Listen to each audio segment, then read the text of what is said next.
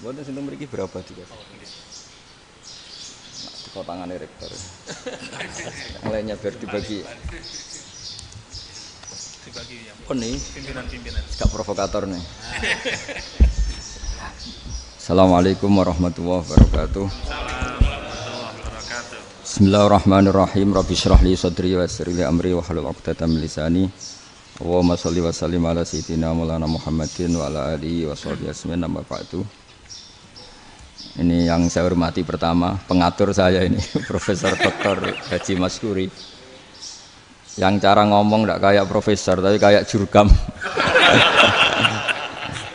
Jadi kalau ciri utama akademisi itu kalau ngomong itu teduh, datar, runtut, sehingga memaksa orang lain itu menerima karena runtutan logika yang terbangun. Ya, kalau ini tidak, pokoknya kasar gitu, pokoknya orang itu. Ini agak lazim, agak dalam dunia ilmu. Semua wakil rektor, semua yang hadir yang saya hormati, saya seperti yang dikatakan moderator Bapak Anwar, bahwa memang saya tidak boleh terikat sama yang di belakang ini, karena ini kayak apa ya? Ada satu madhab yang anak-anak Unisma semuanya harus tahu, teman-teman di Unisma. Menjelaskan itu tidak lebih baik. Jadi karena seakan-akan belum melakukan. Indonesia itu dulu kedatangan Islam itu tidak pernah dipertentangkan antara Islam dan negara, sehingga diskusi itu sudah salah karena para wali itu tidak pernah mempertentangkan Islam dan keindonesiaan atau kebinekaan. Satu, bahwa para wali itu misinya dakwah. Di mana-mana dakwah itu pasti ketemu yang berbeda. Mulai beda agama, beda pilihan madhab, beda tradisi, beda kultur. Jadi itu tidak perlu dipertentangkan, tapi malah itu jadi lahan dakwah. Sehingga kita-kita ini kalau diminta diskusi hubungan negara dan agama, malah bingung. Memangnya kenapa? Itu seperti dulu zaman P4, saya punya kawan di Jogja, teman saya nulis tafsir Profesor Zaini, itu pernah zaman Pak Erto disuruh sosialisasi P4 di Papua. Apa hubungan Pancasila dan UUD 45? Itu orang Papua jawab, hubungannya baik-baik saja, Pak. Jadi yang unik itu ketika disuruh baca Pancasila, 1. Pancasila, 2. Ketuhanan yang Maha Esa. Nah, akhirnya 6 kan? Kenapa Pancasila jadi 6? Yang unik itu ketika ditanya, ini saya melihat langsung di TV 7 itu, Indonesiaku ini. Ada anak-anak kecil ditanya, bendera ini milik siapa? Bendera merah putih itu. Jawabannya apa? Milik sekolahan, Pak. Karena memang milik sekolahan. Itu yang tanya itu kaget. Milik sekolahan, Pak. Nah, tentang tema ini mohon dibaca ini langsung start ya, langsung serius, karena tadi sudah kayak jurkam tadi, ini yang langsung khas ilmuwan. Ini sebagai penghormatan saya pada Unisma, ini khas keilmuan. Imam Zuhri adalah gurunya Imam Malik. Ya, saya ulang lagi ya, Imam Zuhri adalah gurunya Imam Malik. Halaman 29. Ini langsung start, saya baca halaman 29. Dan ini terutama yang para punggawa-punggawa ini. Saya baca ya. Ini teks tidak ada yang saya rubah, memang persis seperti ini. Bismillahirrahmanirrahim. Yaqulu Zuhri, ini gurunya Imam Malik. Fama futiha fil islami fathun qablahu kana a'zama minhu. Innama kanal qitalu haitsul taqon nasu. Falamma kanatil hudnatu wa wadu'atil harbu wa amana nasu ba'duhum ba'da wal taqaw fatafawadu fil hadits wal munazaah. Falam yaklim ahadun bil islami yaqilu syai'an illa dakhula fihi. Walaqad dakhalataini kasanaten mislu mangkana fil Islam qabla dzalika au aktsar. Terus ini ngomongnya harus santai, nggak boleh provokatif. Begini, kita tahu dalam perdamaian Hudaybiyah itu poin-poinnya itu semuanya merugikan Islam. Di antaranya adalah jika yang Islam masuk kafir harus dibiarkan, karena berarti masuk ke habitat asli. Karena Nabi sebelum jadi Nabi, komunitas pokok itu kafir, sehingga kalau Islam masuk kafir kembali ke habitat. Tapi kalau Islam masuk kafir, kafir masuk Islam itu harus dikembalikan. Karena dianggap bid'ah. Maka kalau kamu dituduh bid'ah itu tenang saja dulu. Nabi itu ya dituduh ji'ta bidinin muhdas. Kamu datang dengan agama yang baru. Cuma agak diteruskan wa kullu muhdatsatin bid'ah wa kullu bid'atin dalalah. Jadi orang-orang kafir dulu kalau ngomentari Nabi ya ji'ta bidinin muhdas. Kamu datang dengan agama yang apa? Baru. Nabi nurut. Semua perjanjian yang merugikan Islam itu Nabi nurut. Tapi Nabi hanya minta satu hal, jangan ada perang 10 tahun. Dan orang boleh seminar, boleh diskusi tentang Islam. Ya ini dengerin betul ini. Jadi saya tidak akan provokatif, ini pakai logika. Nanti bisa dipakai disertasi doktor. Tapi saya minta orang boleh diskusi, boleh seminar tentang Islam. Akhirnya saat itu juga ada orang yang masuk Islam. Di depan tulisan itu belum kering istilahnya.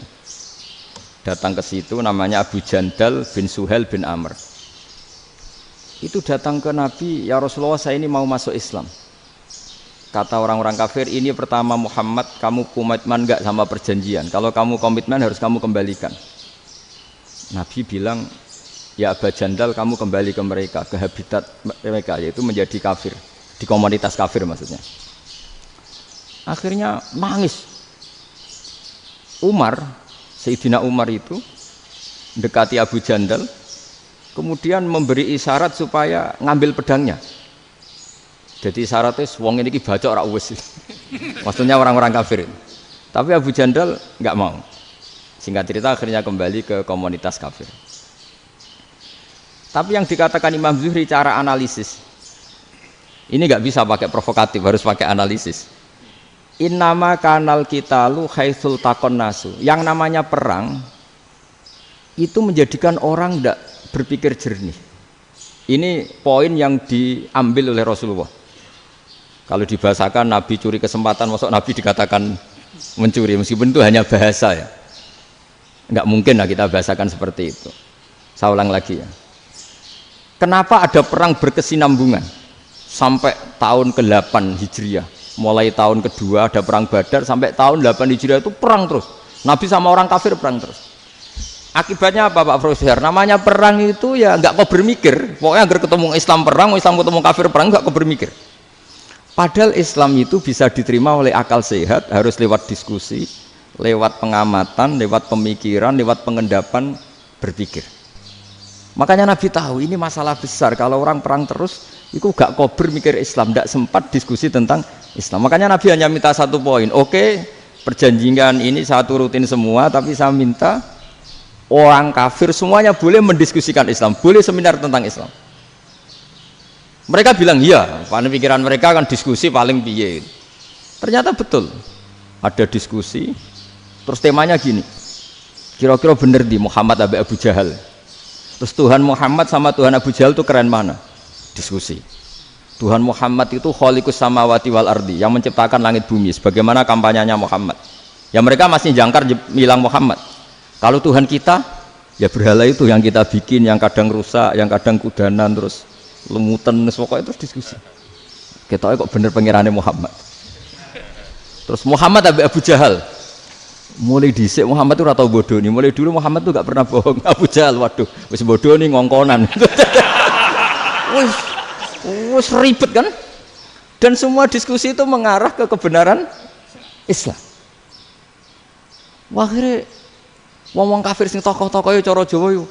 Wah, semane jebule masalah ini kan. Artinya gini, kalau kita ingin Indonesia damai, sebenarnya yang untung itu Islam. Karena Tuhan yang menciptakan langit dan bumi tentu gak akan diperbandingkan atau akan dikalahkan oleh Tuhan yang lahirnya saja sudah di bumi.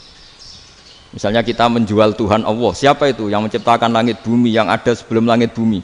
Bandingkan dengan Tuhan yang lahirnya di bumi, ada tanggal lahirnya, ada aktenya, itu kan sudah ribet kan?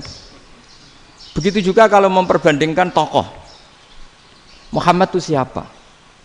Tokoh yang bisa menyatukan pan-Arabik, tokoh yang begini-begini, yang sayang istri, sayang keluarga.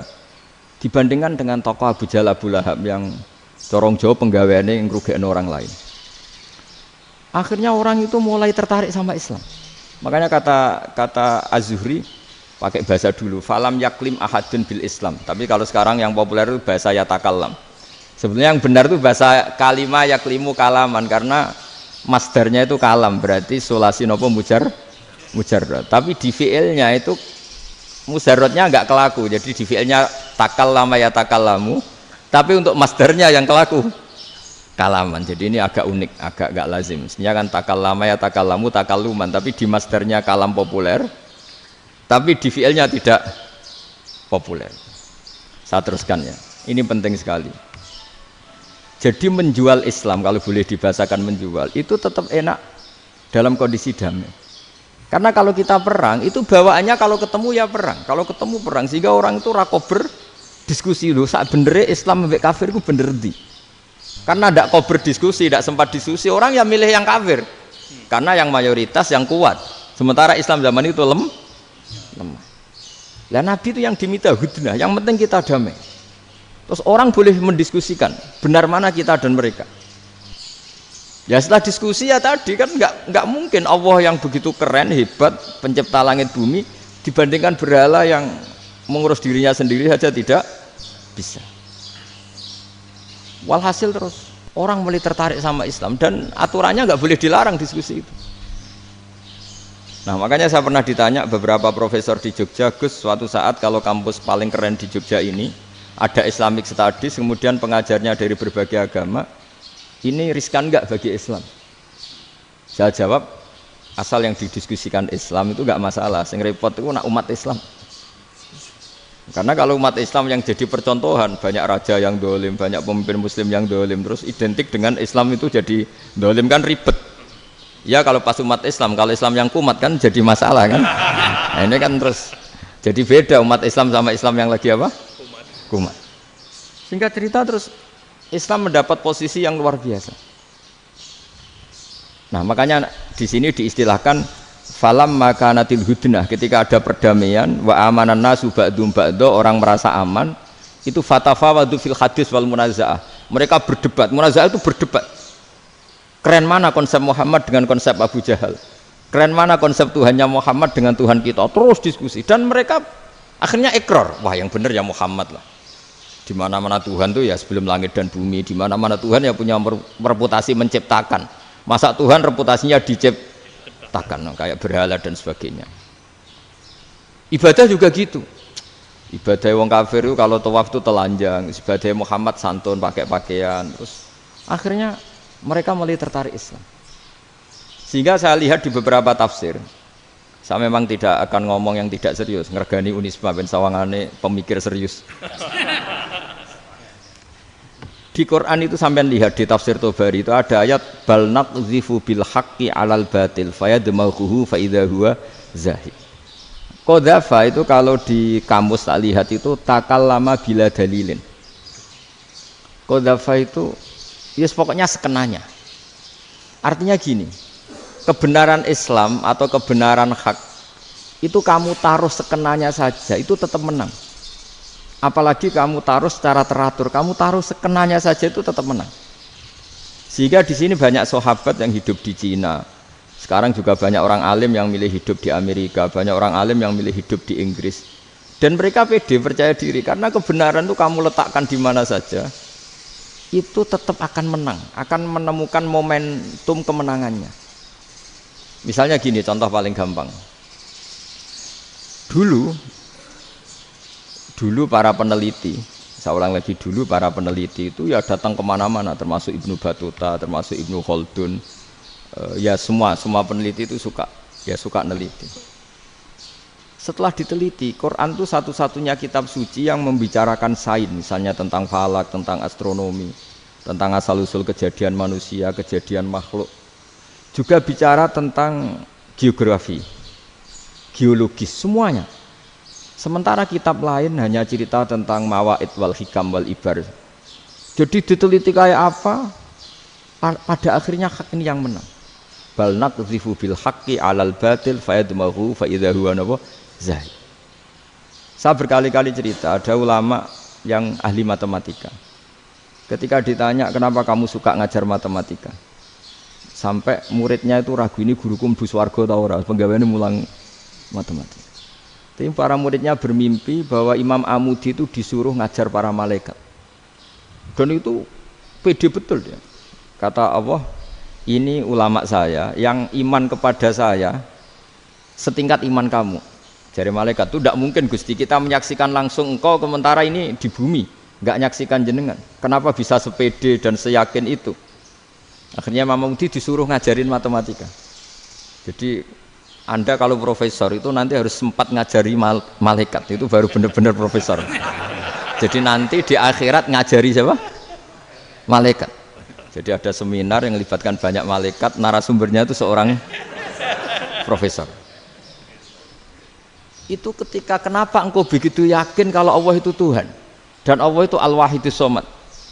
Terus Imam Amudi mulai nulis angka gak beraturan, 2, 3, 4, 5 sampai 1 miliar, 1 triliun, pokoknya gak beraturan.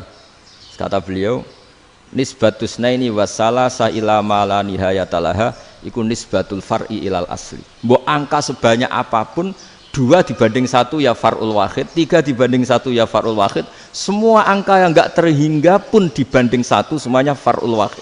Semua angka sebanyak apapun itu cabang dari angka 1. Fakullu hadil awalim far'un minal wahidis shomad, yaitu Allah Subhanahu wa ta'ala. Wah, kira malaikat tepuk tangan, iya juga.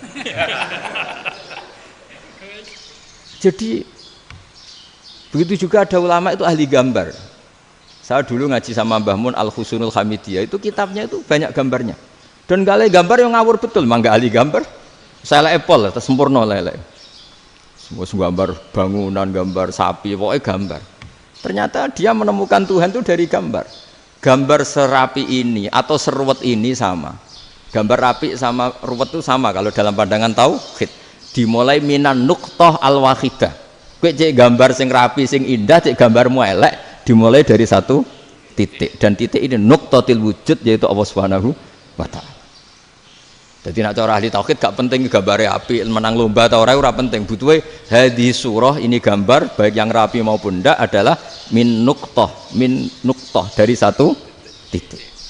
Ya, alam raya sebanyak ini mbok gambar mbok ora, cek mulai Mars sampai Jupiter kabeh semua bentuknya yang banyak ini semuanya min nuqtatil wujud, yaitu dari titik wujud, yaitu Allah Subhanahu wa ta'ala. Di sini hebatnya ulama-ulama, mbok dia pengajar matematika, mbok pengajar gambar, semuanya dipakai perangkat untuk tauhid. Ya, itu kan juga bagian dari Islam damai, Islam yang sangat jadi tidak perlu perang untuk orang dipaksa Islam, nggak perlu provokatif kayak tadi pidatone rektor jenengan tadi. Jadi ciri utama ilmuwan tuh kalau ngomong datar tapi logikanya nggak terbantahkan, itu ciri khas ilmuwan. Kalau ciri khas politikus kalau ngomong itu keras, provokatif lah kira-kira gitu. Tapi isinya biasa. Nah, saya berharap nanti semua profesor doktor itu datar tapi isinya kualitasnya bagus itu. Mentes. Jadi makanya terus kata ulama, kenapa diistilahkan balnat zifu bil haqqi? Kenapa pakai qadzafa sementara qadzafa maknane takallama bila dalil? Maksudnya bila dalil di sini itu min ghairi ikhtiyajin ila dalilin. Kebenaran itu memang enggak butuh dalil. Apa kita perlu dalilnya apa? Buktinya apa? Kalau 3 itu cabang dari 1. Wong gendeng yang takok gitu pas orang gendeng. Wong 3 cabang dari 1 kok ditanyakan buktinya apa? Itu min awalil bidahah. Pertama orang pasti tahu kalau 3 itu far'ul wahid. 1 juta juga far'ul wahid. 1 miliar juga far'ul. Gambar yang sebanyak apapun ya dimulai dari 1 titik. Cek gambar benar maupun yang tidak. Akhirnya apa? Ulama dulu itu sebegitu rileks nerangkan tauhid. Lalu kenapa asma ini yang ya ini kan khas NU ya, khas pesantren. Sebenarnya saya keberatan pakai istilah khas NU, pakai khas pesantren karena NU itu anaknya pesantren, jangan dibalik pesantren anaknya NU, karena sebelum ada NU itu ada pesantren. Tapi kayaknya Unisma lebih suka pakai bahasa NU dan saya ya agak-agak orderan yang terpaksa disuruh ngomong. Ini agak apa ya, agak kacau sebetulnya, ini agak kacau. Jadi NU itu sama pesantren itu tua pesantren. Jadi NU dilahirkan pesantren, bukan dibalik pesantren dilahirkan NU. Sehingga barokahnya didirikan pesantren ini, kadang nyuwun sewu sekali Mbah Hasyim itu kadang ide besar beliau itu ora dituruti wong NU. Jadi Mbah Hasyim cara kula kok dadi Mbah Hasyim ya mangkel. Mbah Hasyim itu ngarangno kentong. Nggih ngaramno beduk, tapi wong NU nganggo kentong. Beduk. Dan uniknya Mbah Hasyim enggak tersinggung. Karena ciri khas pesantren itu membolehkan perbedaan apa? Pendapat. Itu masyhur khilafnya Mbah Hasyim sama Mbah Fakih Mas Kumambang itu sampai dikitabkan. Saling ngeritik, saling macam-macam lah. Jadi cara berpikir Mbah Hasyim ketika Nabi rembukan, ini gimana ya cara menentukan waktu sholat ya? Ya pakai kentong ya Rasulullah, dzakalin nasara itu untuk orang Nasrani. Ya pakai buk itu trompet, dzakalil Yahud itu untuk orang Yahudi. Terus, ada yang lagi pakai api ya Rasulullah, dzakalil Majusi itu orang Majusi. Setelah itu ada orang datang lari-lari cerita mimpi azan tadi. Ya itu terus dipakai sarana pemanggilan sholat ya azan itu. Sehingga Mbah Hasyim menolak kentong. Karena mantas sababi qaumin fahuwa minhum. Beliau keras sekali sampai bilang haram.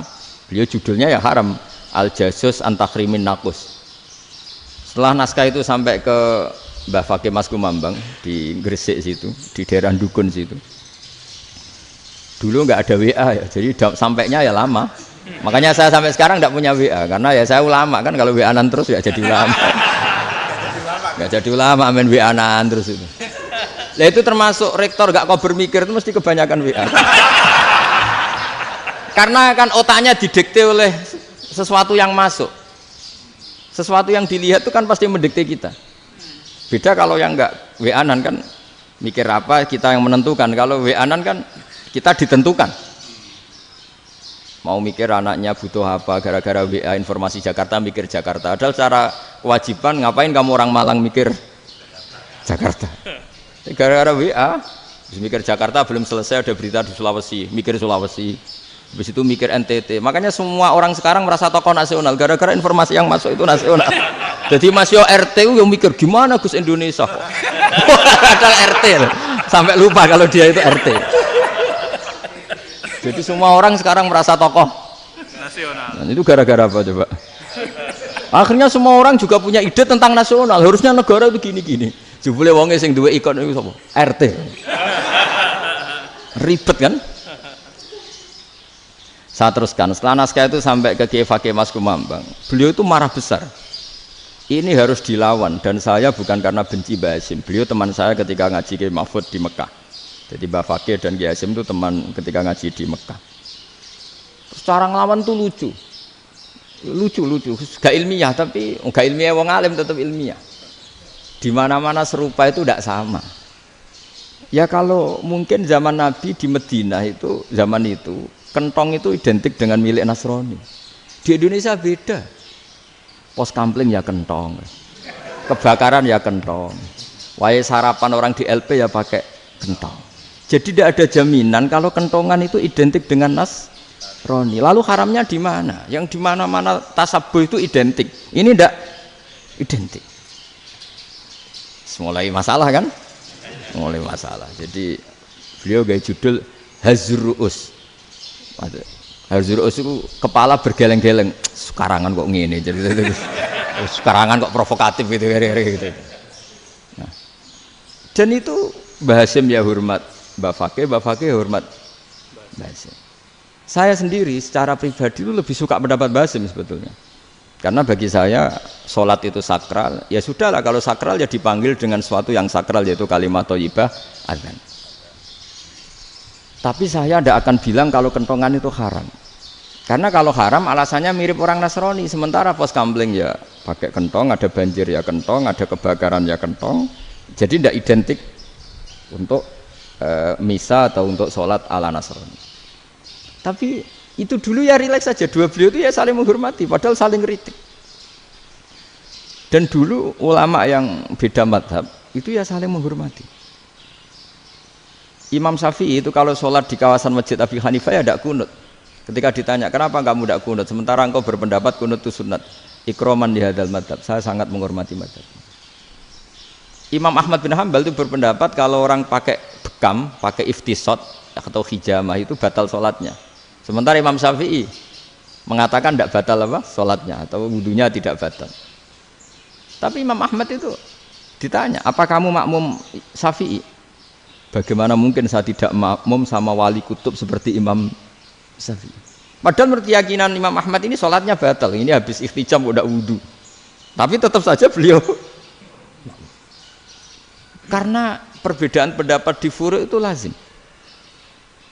Ya orang boleh berdebat lah. Ketika Unisma datangkan saya, itu saking senengnya kiai, apa saking sombongnya sampai ngatur kiai. Kan nggak pernah bisa diperdebatkan. Itu kan orang boleh debat kan. Itu saking angkuhnya apa saking senengnya kan nggak jelas kan. Kan dan orang boleh setuju pendapat saya, yaitu ngatur kiai itu haram. Setuju juga Pak Rektor, ekspresi mahabbah itu ya macam-macam. Dulu sahabat ya gitu, sahabat itu ada yang nggak kenal wajahnya Nabi sama sekali sampai akhir hayatnya. Ketika ditanya, lo kamu itu sahabat kok nggak tahu wajahnya Nabi? Saya tidak pernah berani memandang Nabi karena ijlalan Nabi, terlalu menghormati saya sehingga tidak berani memandang wajahnya. Ada sahabat yang penggawaannya dulu wajah Nabi sampai bisa nyifati alfiu faminunil hajib, sampai bisa nyifati detail karena dulu wajah Nabi itu ibadah. Ada seorang wali ditanya, kalau kamu di surga ingin nggak melihat Allah? Enggak. Loh, tapi semua orang ingin melihat Allah. Unazzihu dzalikal jamal an-nadhari misli, ben gak elek-elek Allah tak delok terima aku. Wong ra jelas. Berarti kok delok pangeran. Banyak. Jadi justru tapi karena saking takzimnya. Enggak lah, mosok aku kok. Makanya saya berkali-kali cerita, menurut kesepakatan ulama, soft awal itu paling baik. Tapi banyak juga wali yang kalau sholat itu di belakang. Koyok paling bener yang kok ngarep gitu. Loh, bayangkan misalnya kamu semangat di soft awal di Masjid Haram, jebule sholatnya salah. Itu dari malaikat, gayane kok ngarep, jebule ra roh. Iku di sini-sini wong. Jebule bodoh gitu. Gayane kok ngarep jebule. Coba orang kalau sowan Mbah Mun, yang berani di depan itu kan ya ketuanya atau jubirnya kan, yang merasa tidak pati pinter-pinter kan mesti di pojokan. Artinya sudut pandang seperti itu ya sah saja, apa? Sah saja. Makanya banyak sahabat yang jarang sowan Nabi, alasannya takut ganggu Nabi. Banyak yang sering sowan Nabi, alasannya seneng Nabi. Yang sowan ya seneng Nabi, yang nggak sowan alasannya seneng. Lu Nabi itu tokoh, punya keluarga, punya anak. Kalau saya sering sowan berarti sering ganggu.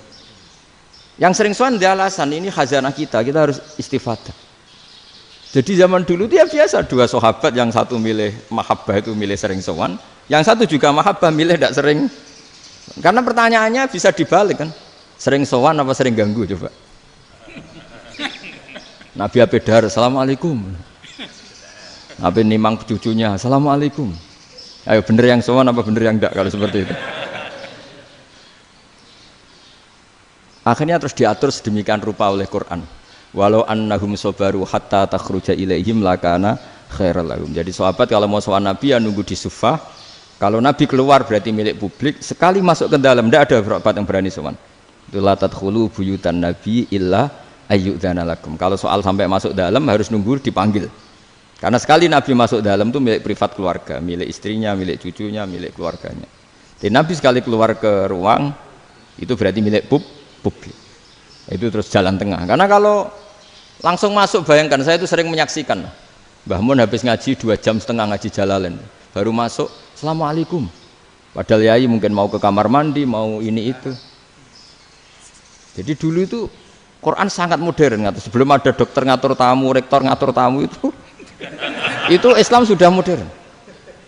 Dia kan nggak fair kan? Misalnya saya ke Unisma harus janjian pakai ini, terus kalau misalnya kesini selonang-selonang kan lucu kan, mentang-mentang kiai terus juga sowan-sowanan selonang-selonang. Padahal kalau kita mau ke mereka pakai protokol. Sering tidak fair dunia ini. Tapi karena aku kiai ra oleh gelo ya sudah. Akhirnya saya memutuskan gak gampang kemana-mana karena itu. Saya sering didatangi ajudannya menteri, Gus mau ada tamu dari Jakarta tanggal ini. Mesti saya bilang, mereka milih tanggal yang mereka kosong. Kok tidak mikir apa pas itu kosong? Tak jawab enggak lah, sebelum diatur bahasanya dan tawaduknya gitu. Akhirnya dibalik, datang lagi, Gus jam jenengan kosong apa kita menyesuaikan. Lah itu lagi di akhlak kata saya. Itu baru punya akhlak kata saya. Bukan masalah ini, bukan masalah gengsi ya. Saya sendiri itu dolan ke alumni itu jarang karena ya takut. Kiai kan yang nganggur jam 9 nganggur, jam 10 nganggur. Bisa saja alumni itu kerja di pabrik, bisa saja yang latihan ekonomi di pasar. Sehingga kalau saya datang jam 9, iki kiai sing nilai santri ini, apa kiai sing ganggu santri. Nah karena orang ini melakukan rutin gak kok berpikir, pokoknya ngono jenenge silaturahim. Mau nyerah kok berpikir, padahal kalau diangen-angen ini kiai yang nilai santri ini, apa kiai yang ganggu santri ini karena datang di jam kerja. Nah, bayangkan kalau kebenaran dulu itu dikawal oleh satu peradaban perang. Jadi Nabi sesuai diangen-angen Pak Nabi. Perang Badar menang Nabi, perang Uhud menang wong kafir, perang ini gonta-ganti. Apapun itu yang penting satu kesimpulannya, cara Rasulullah kesimpulannya satu. Orang tidak kober mikir kebenaran secara mengendapkan pikiran dengan pikiran jernih. Maka hebatnya Nabi ketika perjanjian, pokoknya saya minta nggak ada perang. Dan orang boleh mendiskusikan Islam. Itu luar biasa idenya Nabi. Karena bawaan perang itu orang kan nggak kok bermikir. Ibarat seorang misalnya senang satu perempuan, ketemu rivalnya langsung perang kan nggak mikir. Tapi kalau kau bermikir, dia ngenangen cawe wedok iku ora seneng aku. Untungnya apa untuk wong ayu ora seneng, malah mau loro hati. Terus sudahlah, buruan dialihkan kemana kan gitu. Itu nak mau amen WA nan tukaran lewat SMS atau tarung langsung ora kau bermikir. Tapi kalau kau bermikir, akhirnya berpikir nih. Perempuan tadi sebenarnya yang disenangi siapa? Oke, ternyata senang Pak Rektor. Sudah kita ngalah. Karena tidak ada nikmatnya kan menikahi perempuan yang sama sekali tidak mencintai kita. Tapi kalau nak kau berpikir pokoknya diprovokasi, wah kue kalah mbak A, kue kalah mbak B. Pikirannya kan, ojo sampai kalah. Bareng wis menang ternyata ada emas. Lah. Nah bayangkan Islam itu seperti itu dulu, dipertarungkan. Wong Islam itu dinu aklin, agama yang diterima dengan akal sehat. Tapi sekarang ukurannya perang. Sing menang berarti bener, sing menang bener. Kan terus jadi repot. Itu Nabi tidak ingin, makanya Nabi ingin sudahlah, nggak ada perang. Nah, makanya kata Imam Zuhri, fathul Islam terbaik adalah orang boleh diskusi tentang Islam dan tidak ada perang. Lagi-lagi penting, tidak perang itu penting, silmun itu penting, perdamaian itu. Setelah tidak ada perang, akhirnya fatafawadu fil hadis wal munazah, orang boleh diskusi apa saja, termasuk boleh adu polemik. Konsep satu Tuhan dan Tuhan banyak diperdebatkan. Akhirnya Nabi secara rileks bisa menjelaskan. Muhammad, urusan kita banyak. Kalau Tuhannya satu tidak cukup, Tuhan harus banyak untuk menyelesaikan berbagai urusan. Ada Tuhan bagi rektorat, bagi macam-macam kan. Ada Tuhan untuk ngurusi utang, ngurusi BPKB, macam-macam. Terus kata Rasulullah, enak saja Nabi jawabnya. Ya kalau kamu punya majikan banyak, perintahnya beda-beda. Kamu mangkel enggak, bingung enggak? Ya susah mat. Kalau majikannya banyak, perintahnya beda-beda, kita jadi repot. Senang mana? Senang majikan satu. Ya sudah Tuhanmu itu majikan kamu. Kalau Tuhannya banyak, perintahnya macam-macam, kamu yang repot. Akhirnya sudah mat Tuhannya satu aja. Nah, itu ya barokahnya diskusi tadi, barokahnya enggak perang. Daraballahu mathalan rajulan fihi syuraka'u mutasyakisuna wa rajulan salamal lirajul hal yastawiyani masalah. Terus alhamdulillah. Jadi orang yang paling kafir pun saat itu taslim. Nah, ini kembali ke kalimat la ilaha illallah. Saya tidak perlu provokatif, pasti teori saya itu benar. Bukan saya bilang benar itu karena sombong, enggak. Ini sesuai teks. Misalnya begini. Benar enggak kelompok takfiri yang suka ngafirkan orang lain? Itu pasti tidak benar. Logikanya gampang. Orang yang kafir 70 tahun saja dengan melafadzkan la ilaha illallah menjadi muslim. Masa dengan kalimat yang sama yang muslim menjadi kafir? Itu logikanya kan enggak ketemu. Orang kafir 70 tahun untuk menjadi muslim disuruh baca apa? La ilaha illallah. Tapi gara-gara baca la ilaha illallah nyekel patok jadi kafir. Pertanyaannya, loh ini kalimat apa? Kalimat untuk mengkafirkan apa kalimat untuk mengislamkan? Karena yang kafir dengan kalimat itu menjadi Islam, ternyata yang Islam dengan kalimat itu menjadi kafir. Itu ketemu enggak cara logika itu kan enggak ketemu kan? Makanya cara pikirannya Abul Hasan As-Sadzili, dan saya setuju pikiran itu. Istighfar ini boleh orang Jawa Timur protes karena kadang beda manhaj, tapi Jangan protes saya, protes Abdul Hasan As-Sadili kualat mesti sampean. Ketua Torekoh napa? Sadiliyah. Cara madzhab Sadili dan Anda boleh berbeda madzhab. Mencari khasnya wong kampus sing wani beda. Beda kapasitas lah pokoknya butuhnya beda. Dan ketok pinter, ketok kritis tuh. Cara madzhab Abdul Hasan As-Sadili itu gini Pak Rektor. Jadi istighfar itu baik. Tapi ba'da kamali tauhid, setelah tauhidnya itu benar. Alasan beliau masuk akal. Ketika ada ayat fa'alam annahu la ilaha illallah wastaghfir li dzambik.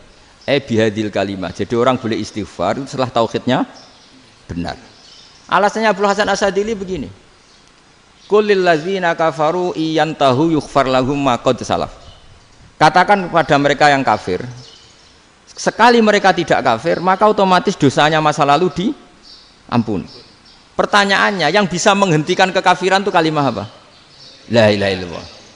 Dengan hanya melafadzkan la ilaha illallah Muhammadur Rasulullah langsung yughfar lahum ma qad salaf, langsung dosanya diampuni.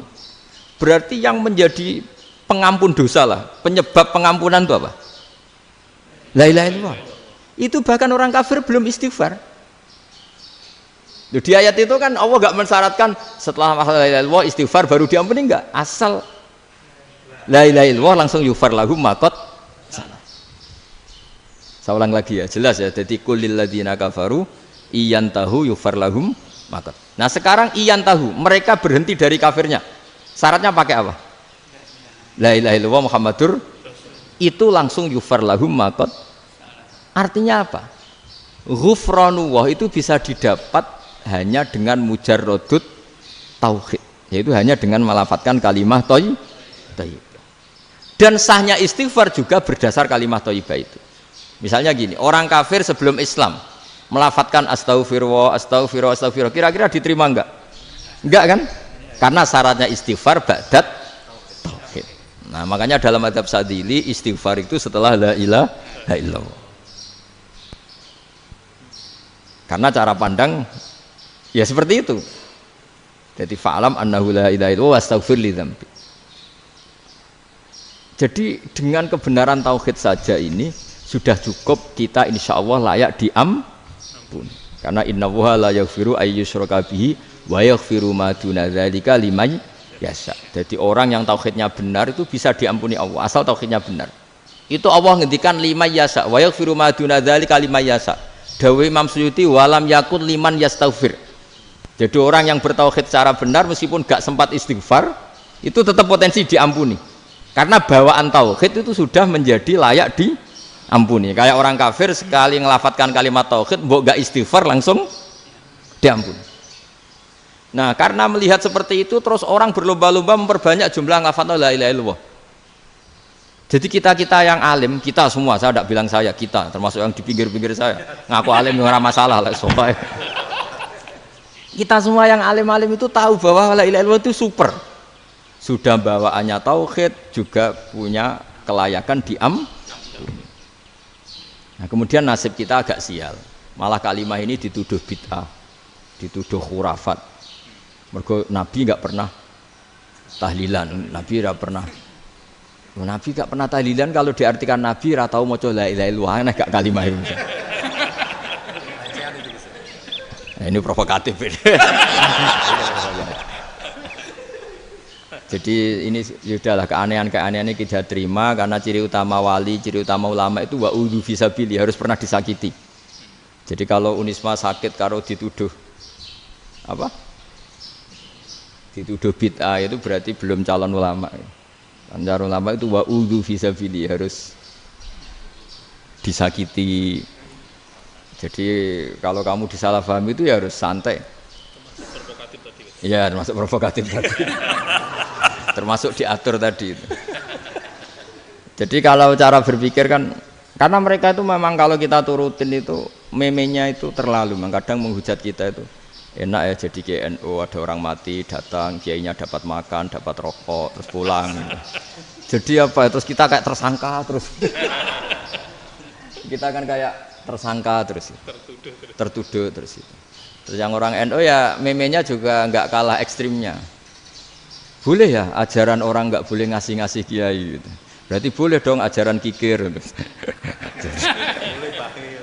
Jadi memang kadang apa ya, cangkem elek lah bahasa kasarnya itu.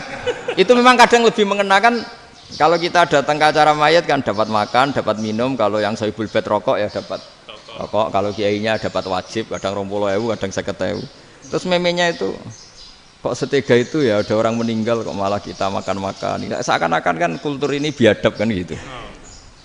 Tapi yang orang NU kebalikan bales.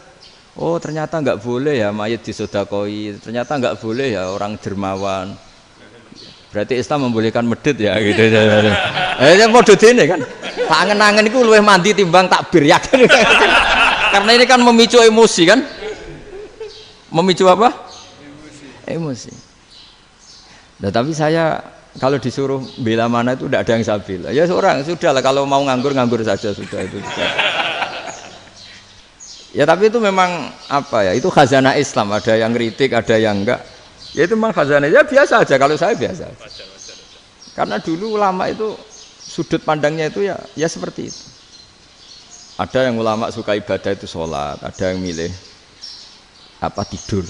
Sampai Imam Ghazali bilang suatu saat ibadah terbaik di zaman akhir itu tidur. Sholat saja kalah sama tidur kan. Tapi itu loh ya, yang wajib tetap loh, terus kamu gak sholat wajib. Begini beliau mencontohkan itu. Ada orang sholat tahajud terus obsesinya itu ingin hajatnya terkabulkan. Sementara yang tidur obsesinya nikmati rahmatnya Allah, boleh tidur, bisa tidur. Kata Imam Ghazali, timbang kita tahajud terus nuntut pangeran aduk turu katanya. Mergo engko dia akibat terus setan memberi bisikan, "Lho nyatanya kamu tahajud ya gak terkabul." Berarti cerita bahwa Nabi ngendikan kalau doa tahajud mustajab enggak. Daripada ngono kan turu ora tau ndonga misalnya. Timbang abri-abri Islam gitu, timbang elek-elekin apa? Islam. Jadi ulama itu mulai dulu itu sudah berpikir. Banyak orang menjadikan tahajud, sholat malam itu media untuk hajatnya. Dan kalau nggak kesampaian ini mutung. Nyalahkan kiainya ijazah ramandi. Macam. Daripada ngono ora usah apa? Tahajud itu turu. Dan jenis kayak ini tuh banyak. Makanya ulama kayak saya itu saya naik dewi itu ya jarak. Saya sering didolani muhibbin terus bilang, "Gus saya doakan gini-gini saya mau nyalon bupati atau saya gini." Saya bilang, "Gak waduh orang dongo, nak ramandi darani ulama dongane ramandi. Nak mandi kamu jadi bupati tetap nganggep karena beli. Sopo sing ora roh bupati saya gak beli." Ribet kan? Ketika mereka jadi ngunsurkan doa kamu apa karena kemarin beli? Yang beli maksudnya nggak beli nggak usah tersinggung. Jadi ribet ngadepin. Nggak artinya gini loh, boyo doa itu jangan dipakai begitu loh. Kalau minta nasihat tak nasihati jadi bupati yang baik, gubernur yang. Kalau minta doa itu resikonya. Akhirnya kiai kalau diminta doa ya doa sebenarnya diisinya itu nggak doa kemenangan. Itu nggak selamat gitu. Karena ribet. Makanya Islam itu doa itu setelah iman. Aturan iman benar baru doa. Aturan iman benar termasuk Allah itu yaf'alu ma yasha, boleh melakukan yang dikehendaki. Allah enggak boleh terdikte oleh doa kita, enggak boleh. Ya saya ulang lagi ya, madzhab Hasan Asyadzili ini khas kita. Jadi la ilaha illallah itu didahulukan sebelum istighfar. Tapi kebalikannya madzhab Imam Sanusi itu dibalik. La ilaha illallah itu kalimat yang sakral. Karena yang sakral dibutuhkan muqaddimah, yaitu yang melafadzkan harus yang sudah bersih, yang sudah steril baru melafadzkan la ilaha illallah. Maka dalam madzhab Sanusiyah istighfar dulu baru la ilaha illallah. Nah, cara madzhab Abul Hasan Asyadzili kebalikan, istighfar itu sah setelah sahnya tauhid. Kamu ikut mana tuh? Asyadzili apa Sanusiyah? Alhamdulillah sama-sama tidak paham ya sudah. Akhirnya sudah. Ya saya nggak kemana-mana kan gitu. Jadi apa ya? Terus ini saya teruskan ini biar khas pesantren atau khas NU lah, kalau bahasa Pak Rektor khas NU. Ini Ben sampean tahu beberapa perbedaan itu lazim, halaman 24. Ya, halaman 24 sama 25. Tak baca, ini masih orisinil. An Sufyan bin Uyainah, ini juga gurunya Imam Syafi'i. Kata Sufyan bin Uyainah, beliau cerita, kana Isa wa Yahya alaihi masalam ya'tiyanil qaryah. Fayas'alu Isa an syirari ahliha. Wa yas'alu Yahya an khiyari ahliha. Jadi Nabi Isa dan Nabi Yahya itu satu generasi, sama-sama masih muda. Kalau di satu kampung yang Nabi Yahya tanya, ini keluarga terbaik siapa? Saya mau nginap di situ karena kumpul orang baik itu nyaman. Kalau Nabi Isa kebalikan, keluarga terburuk mana ya? Saya tak di situ. Nah, terus akhirnya faqala lahu Yahya, lima tanzilu ala syirarin nas. Kenapa kalau kamu bermalam kok malah kumpul orang-orang yang nakal? Innama ana tabibun udawil mardo. Saya ini nabi ibarat dokter. Di mana-mana dokter yang ngumpuli yang sakit, ngobati yang sakit. Makanya di NU itu ya banyak Kiai Jazab mengumpuli yang nakal-nakal. Nak tepak yang ngentas yang nakal, nak ora tepak ya katut. Ini adu nyali lah sudah gitu. Tapi itu ada ilmunya, yaitu niru Nabi siapa? Isa. Kalau kamu dokter penelitian tuh cari daerah yang banyak pandemi apa yang bersih? Yang banyak pandemi, karena yang namanya penelitian ya di situ kan. Kalau kamu dakwah ngentas kemiskinan, ke daerah miskin apa daerah kaya? Nah, sama kalau ngentas kefasikan ke daerah fasik apa daerah orang soleh? Fasik. Ya, tapi itu Nabi Isa. Nah, kalau kamu tidak Nabi kan potensinya kan itu. Tapi setidaknya bahwa kita sering disalahkan karena punya beberapa tokoh yang ngancani fasik-fasik, itu sebenarnya ada dalilnya, yaitu Nabi siapa? Isa. Nah, terus masalah tegas dan lunak. Ketika ada mahasiswa misalnya pacaran, boncengan lanang dan perempuan, itu pilihan kita apa? Kalau tegas, terus gak mau mendengar kita. Misalnya gini, contoh gampang, tak beri contoh Pak D. Jangan orang tua, nanti secara fikih itu beda.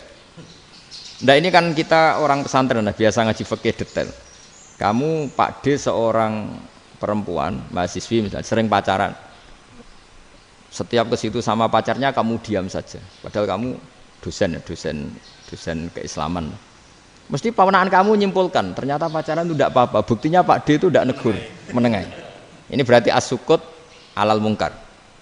Tapi kebalikannya, Pak D ini terkenal keras. Nak rono mesti ra diaku ponaan. Akhirnya ya ora rono. Mesti ngerti nak mesti diamuk. Nah, dua orang ini sama-sama gagal kan? Yang lunak menjadikan ponakannya pacaran terus karena enggak negur sehingga dikira membolehkan. Sing keras juga gak sempat bina wong rono era wani. Akhirnya dua orang ini sama-sama enggak ketemu, sama-sama enggak berkesempatan membina kan? Gagal membina kan? Karena yang keras ponakannya enggak pernah situ, berarti enggak bisa bina kan? Yang lunak membiarkan berarti juga ada bina. Nah, Islam itu antara dua itu. Ya agak terlalu lunak, enggak terlalu keras. Karena kalau terlalu keras, misalnya ada kiai terlalu keras. Lu masyarakat mau tanya itu gimana? Lari kan? Lu saya ini punya pengalaman pribadi. Saya ini kan kecelok orang alim. Itu kalau pernah ya saya itu berusaha ya pokoknya ya umumnya orang alim lah. Tenang, terus anteng, enggak gejlok-gejlokan. Itu enggak ada yang tanya. Saya mimpi ketemu beberapa ulama itu disalahkan. Terus umat saya kalau mau tanya itu ke siapa? Wong alim wis wibawa, meneng tambah banget wibawane. Kepala Quran, sering gojlok rektor macam-macam. Terus wong wanita kok, saya biasa ke pasar pandangan dicegot orang. Gus, putri saya itu sering keluar darah tapi melebihi batas haid gini-gini. Kalau badhe sowan jenengan, gak usah sowan ning kene mbek ngadeg-ngadegan. Terus tanya, yang haid berapa hari, Gus? Ya supaya rudat ilal adat sebelum dia punya penyakit istihadah itu berapa? 6 hari ya sudah, kembali 6 hari lainnya mustahadah, tetap sholat, tetap normal. Tapi kalau saya wibawa, moro pasar go tasbih duwilu. Iku mesti wong salaman njaluk donga yakin. Tapi baru kayak rada uraan ketemu wong-wong, dol pening ndi? Mak pening ndi? Gus beneran Gus ketemu jenengan kula wingi badhe tua kok. Akhirnya tanya. Dadi uraanku iku amdan. Lha nek sampean asli, iki asli uraan. Karena ndak uraan lah tetap ndak wibawa kan. Jadi baru kayak uraan itu ya banyak. Saya itu kalau ngantor di Jogja itu banyak orang yang tanya. Ya biasa tuh tanya macam-macam.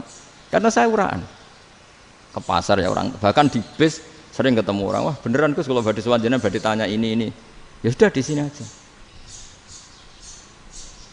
Jadi semua itu diilmoni. Nah, Nabi itu punya sisi yang dua-duanya jalan. Memang beliau luar biasa, dipilih Allah yang luar biasa. Nabi ketika wibawa itu banyak sahabat yang bahkan mengenali wajahnya aja tidak bisa. Ka'anna ala ru'usihim at-thair. Bayangannya seakan-akan di kepalanya itu ada burung yang takut terbang, saking antengnya. Tapi Nabi sekali mengeluarkan job, sekali santai, itu sahabat tanya itu sampai yang nggak pantas ditanyakan. Nabi saya tadi kumpul istri saya, tapi tidak inzal itu wajib mandi ndak. Aro'aita law anna ahadana ya'ti imra'atahu wa lam yunzil. Itu ya ditanyakan. Nabi mun kumpul itu betul saged inzal sepundi. Guys betul lagi. Terus ya ada yang tanya macam-macam. Ya saking ada sahabat dipanggil Nabi tambah lari, dipanggil lagi tambah lari. Panjenengan nyeluk, oh pas kula kumpul bojo kula. Lah kula kuwatir jenengan orang suci, saya belum mandi, makanya saya lari. Nabi ngendikan innamal mukmin thahir, ya nak masalah ketemu kiai ra apa-apa ijek junub. Sementing kok nak salat ya adus sik. Tapi Nabi sekali pakai madzahirul jalal, tapi pakai wibawanya, itu orang enggak berani ngomong. Tapi sekali Nabi rileks, itu orang bisa tanya apa saja, termasuk halal yang enggak pantas. Ada sahabat itu tanya lucu, tanya Maimunah. Maimunah itu ya cantik tapi sudah agak tua lah. Maimunah, ya umal mukminin, hukumnya ngambung bojo pas Ramadan piye? Wah gak roh aku, gak tahu diambung kan Nabi pas Ramadan. Tanya Saudah, wah malah ngarah diambung kalau Saudah itu kan wis tuwa itu. Lucunya istrinya jawab, tanya Aisyah yang mungkin Nabi. Iya, yang mungkin tanya Aisyah. Itu yang usul ya istrinya Nabi Maimunah. Selalu Aisyah. Tanya Mbak Aisyah. Ya Amirul ya umal mukminin gini-gini. Wah Aisyah yang cantik masih perawan kan. Qabbalani Rasulullah bahwa oh Nabi biasa ngambung-ngambung pas Ramadan dan beliau tetap puasa. Akhirnya fakih ngarang kan wa takbil fi Ramadan wa tublah la tubtilu shauma ngambung ora. Iku ya udah biasa di sini. Ya nasi bojone ayu. Ndak ini artinya seasik itu gitu. Jadi garwane Nabi sing ngrasa rodok tuwa. Wah, aku ora tahu. Kok Aisyah. Serilek itu dulu itu. Maksudnya orang Islam pertentangan itu. Maksudnya ini ya balik semua ini bedanya orang pesantren sama orang kampus. Kalau orang kampus mau cerita agama itu rahmatan lil alamin, tapi nyontokno rileke ora iso. Agama itu rilek, tapi nyontokno rileke ora iso. Mergo ora pati ngaji. Contohnya ora iso, dadi mau gawe kaidah kok Islam itu rahmatan. Jadi Nabi itu lah, Allah juga gitu. Allah itu kalau sudah memperlihatkan madzahirul jalal, itu mbok malaikat Jibril rawani. Ketika Allah dengan madzahirul jalal. Tapi kalau Allah dengan madzahirul jamal, madzahirul apa? Jamal. Iku ya gojok-gojok kan sampai makhluk gojok. Ya buli-bulian cara sakniki. Ya sampean delok ning hadis syafaat itu, akhiru man dakhalal jannah atau akhiru man kharaja minan nar itu di beberapa judul. Ada seorang rojul yang ahli neraka ya, dintas mbek pangeran terus ditudono swarga. Gusti, swarga, ngiler tok ora wong wayu ora, wis ngiler tok. Ngger njaluk Gusti mosok roh tok ora oleh mlebu. Jarimu asal mlebu metu kon neraka ora njaluk-njaluk meneh. Sumpah lho ya, gak njaluk apa-apa meneh. Mboten Gusti. Sekali saya keluar dari neraka ndak akan minta apa-apa lagi. Wis. Wallahi, wallahi. La as'alu ghairaha. Mesti ghaira khuslah, ghaira tilkal khuslah. Ya niku pokoke selain keluar dari neraka saya ndak akan minta lagi. Didono swarga wong do kelon seru wibet kan. Sing bojone elek kan dendam dadi ning swarga iku. Swarga iku wis macam-macam. Gusti mosok roh tok ora oleh mlebu. Jarine janji ra njaluk meneh. Akhire ya wis didelokno neraka. Jadi pangeran jawabe gampang didelokno neraka. Roh neraka begitu menyakitkan, begitu ngeri. Sudah Gusti saya ndak minta surga. Sementing enggak masuk neraka. Rabbana srif anna adzab jahannam. Setelah lama itu dihadapno swarga njuk mlebu swarga. Terus dihadapno nang neraka. Akhirnya ya sudah. Saiki mlebu swarga gak apa-apa. Iku jawabe lucu. Atas taziub jenengan ngenyek kula. Wong karuan ra di swarga kok mlebu swarga. Terus akhirnya mlebu swarga. Kan mlebu swarga tamanna, sangen-angen sing mbok jaluk apa? Barang angen-angen yang indah-indah, laka wa asratu amsal. Ya siku tak turuti wa asratu amsalih lan lipatan ke-10. Jawabe wong lanang ya lucu. Atas taziubi wa anta rabbul alamin. Jenengan pangeran kok ngenyekan. Maksudnya wis karuan aku ora pantes. Terus jare pangeran, la astaziubika walakinni alama asya'u qadir. Aku gak ngenyek kowe, pancen aku pangeran. Nuruti kowe iku iso. Jadi Allah sendiri ketika dengan madzahirul jamal itu malaikat ya ono sing wani bantah. Masyhur itu kan malaikat sing bantah pangeran atas alufiya mayufsidu fiya wasfikut. Karena Allah dengan madzahirul jamal. Sing paling masyhur Nabi Musa. Nabi Musa itu ketika Nabi Mi'raj. Nabi Mi'raj itu beliau kira-kira di langit keempat lah yang masyhur atau kelima. Ngelangkai. Nabi Musa nangis, ya Rabbi ini apa-apaan? Orang sing ja'a ba'di kemudian melangkai makom saya ini apa-apaan? Dan Nabi Muhammad kan apapun hebatnya kan junior. Kok melangkai makom saya ini apa-apaan? Enggak fair. Sampai Nabi Muhammad itu tanya gini sama Jibril. Reaksi Allah gimana ketika melihat Musa seperti itu? Jawab malaikat Jibril lucu. Ya rohidatahu, Allah sapal gayane Musa. Biar. Jadi lucu. Ya dibiarin aja sama Allah. Tapi wong jenenge Nabi Musa itu kekasihnya Allah. Tetap berkah bagi kita. Betul. Ketika setelah Mi'raj diwajibkan sholat 50. Gentenan Nabi Musa kelihatan nabinya. Sebenarnya Nabi Musa itu sebetulnya loh, enggak menguntungkan kita sebetulnya. Tapi yang menguntungkan. Sebenarnya enggak niat menguntungkan kita, tapi menguntungkan. Nabi Ibrahim kan di langit ke-6, keren lah. Konti jong ketemu Allah ngeten-ngeten kan sholat 50. Karena Nabi Ibrahim terkenal Nabi baik enggak bantah. Bareng Nabi Musa. Kenapa diceluk pangeran? Kula kan sholat ping 50. Inna ummataka la tutiku dzalik. Wah, gak kuat umatmu. Serai-rai gak umatmu ora ngarah kuat 50 rakaat. Tapi sebenarnya Nabi Musa itu niatnya bukan membela kita. Fa inna ummati la umatku sing gagah-gagah ra iso meneh umat. Berarti sebetulnya ya itu masih pakai gengsinya gitu. Wes ngono-ngono lah sementing kita untung. Sebetulnya dia itu enggak terima wong umat saya aja yang lebih kuat. Enggak kuat apalagi umatmu. Lah terus sebutin irji ila rabbika fas'alhu takhfif. Itu berarti Allah dengan madzahirul jamal. Sudahlah, datang ke Allah minta keringanan. Allah itu baik. Minta. Ambek Allah diringanan mau 5 tok, jadi cek 45. Balik ke Nabi Musa, piro 45, cek ra kuat umat. Wong umatku ra kuat, jadi sebenarnya dia bilang umatku ra kuat. Lho cara Nabi Muhammad model wong Malang, yo beda umatku mbek umatmu. Ribet kan? Beda. Lho Nabi Muhammad kan enggak seperti itu kan? Enggak punya akhlak Malang kan? Akhlak. Maksudnya akhlaknya mujur itu loh, akhlak yang baik gitu loh. Ya, akhlak yang mujur bukan yang Malang gitu. Jadi Nabi ya manut. Tinggal 40 kan, dikurangi lagi 35 sampai 9 kali kan? Masyhur itu. Ya kan kalau dikurangi 55 kan berarti turun naik kan 9 kali. Itu setelah 5 itu Nabi Musa aja usul, masih ragu. Iku cara Nabi munggah nentek. Ini entek ya. Terus iya ada tuntas betul. Bisa bebas. Terus munggah ado-ado lha opo? Ngapain itu? Akhirnya Nabi Muhammad sudah sampun ya kalimah Allah, saya ini malu sama Allah Musa. Sudah 9 kali dan diturutin terus. Jadi Allah kalau dengan madzahirul jamal itu Nabi Musa biasa nego sama Allah.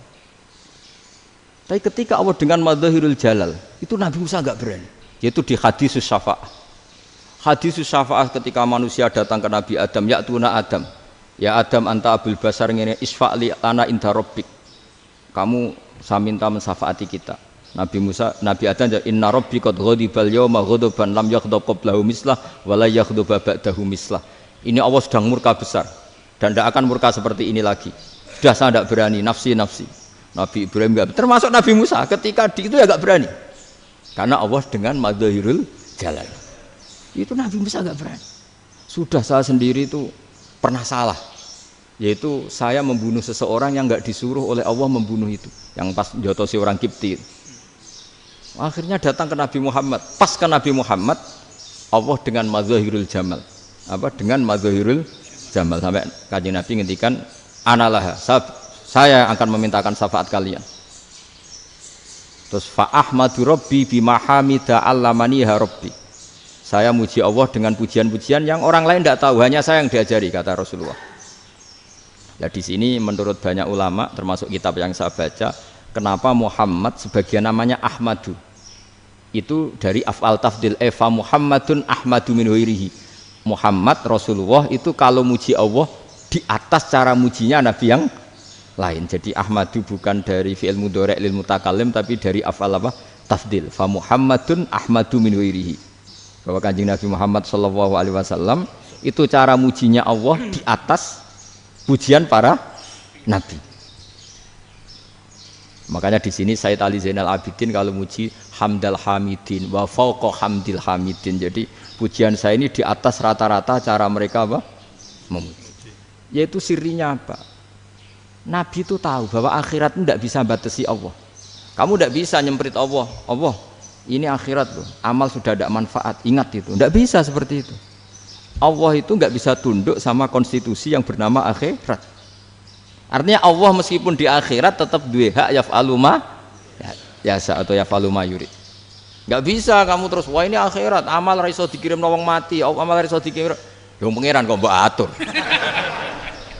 Kalau kita yang mengirimkan tidak bisa, tapi kalau Allah tetap bisa. Makanya ada kiai mengatakan kodok qadar ora iso dirubah, itu kamu. Makanya ada seorang kiai ditanya, kodok qadar ora iso dirubah sekali dicatat selesai. Jari kiai tadi, tapi nak Allah iso. Dalile apa ya huwa ma yasha wa yusbit. Nak Allah ya iso, sing ra iso kan kita. Nah, Nabi itu tahu betul meskipun akhirat itu Allah masih bisa dinego saking baiknya. Akhirnya Nabi sujud, masyhur itu terus, ya Muhammad irfa' ra'sak wasaltu ta wasatu safa. Semat sirahmu angkat, kunjuk apa tak turuti. Terus semenjak itu Nabi minta apa? Syafa. Artinya apa? Ketika Nabi lain berpikir bahwa akhirat ini membatasi amal karena sudah Nabi tahu betul kalau Allah tetap Allah yang enggak terbatas kekuasaannya, enggak terbatas rahmatnya juga saat di akhir. Makanya disebut fa Muhammadun Ahmadu min wirihi. Makanya wa mubasyiram bi rasuli ya'ti mim ba'dismuhu Ahmad. Jadi makanya terus banyak GNU sing macam-macam lah. Ono sing potongane wedi terus hati-hati. Niku berarti makome Madhahirul Jalal. Ono sing amen guyon nek makome Madhahirul Jamal. Ono sing ra jelas ngene iki, sing ra jelas. Nak guyu buanter kok nak nangis kok buanter. Jebule urusan utang. Lah ini sudah yang udah. Jadi makanya yang rileks saja. Sebenarnya agama ini santai, rileks karena agama ini harus bifarohin wasururin. Enggak boleh agama ini dibawa dengan kekerasan, dengan antisosial. Karena agama ini harus kul bi fadlillah bi rahmati fa bidzalika falyafrahu, harus senang, harus rileks. Makanya saya jadi kiai itu senang takutnya gini. Sekali saya tidak senang jadi presiden buruk. Ternyata jadi wong alim ora enak, itu contohnya. Sampean merengut terus uripe susah, nanti orang tidak berani jadi orang alim. Makanya saya akan buktikan bahwa saya lebih bahagia dibanding rektor. Nanti orang yang jadi rektor semua nggak ingin jadi orang alim. Saya pernah ketemu sekian rektor di Jogja tanya, Gus, kenapa jenengan bela-belain pesantren sampai segitu? Kan keren kampus NU, sekarang ada Unisma, ada NU Jogja, ada NU Jepara gini. Tak bilangin gini, sampai rektornya itu istighfar. Saya bilangin gini, ini sekaligus tak kasih tahu ini rektor Unisma ini. Tak bilangin gini, andai kan tidak ada kiai kayak saya itu Islam bisa tutup. Kok bisa Gus? Misalnya ada perempuan haid faqal adat. Itu kalau untuk tahu hukumnya haid daftar dulu ke Unisma. Daftar dulu kan? Setelah daftar nunggu pelajaran haid. Baru tahu haid setelah 3 tahun dari masalahnya gitu. Tapi baru kayak kiai ketemu saya di jalan, Gus anak kula nu haid ngeten-ngeten mboten normal hukumnya piye? Oh hukumnya ngene dibalekno ning adat. Ora usah registrasi, ora usah daftar. Jadi ya harus ada istighfarnya lah. Unisma juga harus istighfar, semuanya harus istighfar. Karena ada sisi yang nggak mewakili kebutuhan Islam. Tapi saya sebagai kiai juga istighfar. Karena fakta hukum mengatakan yang boleh jadi KUA yang jabat, yang boleh kemenak yang punya gelar. Dan ini yang mengawal Islam secara undang-undang karena mereka yang bikin. Nah, karena kiai tidak punya gelar tidak bisa jabat di situ. Saya juga istighfar. Jadi tidak sampai untuk yang istighfar. Karena yang kebutuhan ini terwakili yang punya gelar. Tapi yang punya gelar juga harus istighfar tadi. Mosok kepen roh hukum haid ngenteni kuliah sik. Ngentek itu aja nanti nunggu guru yang pas mata pelajaran itu. Ya, terus kapan dekne salate wong jawabannya belum ketemu. Tapi baru kayak saya kan ketemu di jalan tanya. Gus saya sering ketemu. Gus saya ini bapak angkat. Mau nikahkan putri saya, itu gimana itu kalau cerita wali sebenarnya anak saya sok, kalau nggak cerita nggak sah karena saya bapak angkat. Itu banyak. Artinya tak akali, ya sudah wali yang sebenarnya taukil pada hakim tanpa diketahui, tapi hakikatnya itu taukil hakim. Itu kan tidak gampang. Nah, tapi kalau tanyanya di kampus, registrasi dulu, daftar dulu, baru tahun berapa ada pelajaran itu. Semester 5 baru tanya. Iya kan? Semester 5 ya? Iya. Oh, itu kan. Jadi jangan kira terus sistem Unisma itu yang terbaik di dunia, tidak juga kan? Tidak juga. Dan sistem-sistem yang lain maksudnya ada. Tapi sistem kiai loh, Mbah Mun juga sering pesen saya, kowe kudu seneng pegawai negeri. Piye-piye sing jaga agama pegawai negeri. Kemarin pas acara 7 harinya Gus Roba sama matur itu di depan para kiai. Setelah saya jadi kiai ya itu nyata. Islam di Papua, di NTT yang bawa siapa? Dokter negeri, ya kan? KUA negeri. Barokahnya mereka negeri dijamin negara kan? Barokahnya Muslim berkebutuhan Islam. Akhirnya bikin musola di situ, bikin masjid. Bahkan di Korea Utara itu ya ada masjid bawaan duta besar, karena banyak duta besar Muslim berkebutuhan masjid. Yang bisa gini itu yang negeri apa yang swasta? Negeri lah. Di sini kiai tidak mewakili semua kebutuhan apa? Islam. Tapi kampus juga enggak, kampus Islam sekalipun tidak memenuhi semua kebutuhan Islam tadi. Masa orang tanya kan nunggu semester berapa tadi? Semester 5 masih daftar dulu. Nunggu pelajaran itu. Payahnya pas ketemu dosennya, wong saya tidak pernah ribet kan? Pas dosennya cowok gitu. Jadi sudahlah, makanya ini. Iya, makanya ini kan bentuk kearifan lah. Jenengan ngakui fungsi kiai kayak saya itu bentuk kearifan. Saya juga ngakui jenengan itu butuh kearifan. Saya sering didolani KUA itu. Itu rata-rata ya didikan kiai. Kompilasi hukum Islam itu banyak ya, janda cantik. Contohnya harus cantik, kalau jelek nggak mungkin terjadi kan. Ada janda cantik kebetulan suka kawin tapi takut zina. Saya ulang lagi, suka kawin tapi takut. Itu seringnya gitu Pak Rektor. Jadi dia kawin bosen, bilang ke KUA, Pak saya sekarang mau nikah sama ini. Loh, tapi kamu mau punya suami. Ya tapi kan nggak tercatat Pak. Itu KUA-nya rata-rata itu nggak berani. Meskipun nggak tercatat, karena secara fikih meskipun nggak tercatat tetap dia seorang perempuan yang bersuami, maka nggak boleh nikah sama orang lain. Jadi coba kalau nyun sewu KUA hanya ngikuti hukum formal, yang penting di catatannya nggak punya suami, ya dinikahkan saja kan. Tapi mereka enggak, karena didikan kiai enggak berani. Artinya gini, kalau hanya pro hukum catatan sipil, maka ini dinikahkan bisa karena enggak tercatat. Tapi secara hukum santri enggak bisa dong menikahkan perempuan sing dzati zaujin yang punya suami. Jadi ini barokahnya kerjasama yang baik. Jadi di masyarakat itu tertanam didikan kiai, enggak boleh nikahkan perempuan yang bersuami. Tapi di KUA ngikuti hukum formal.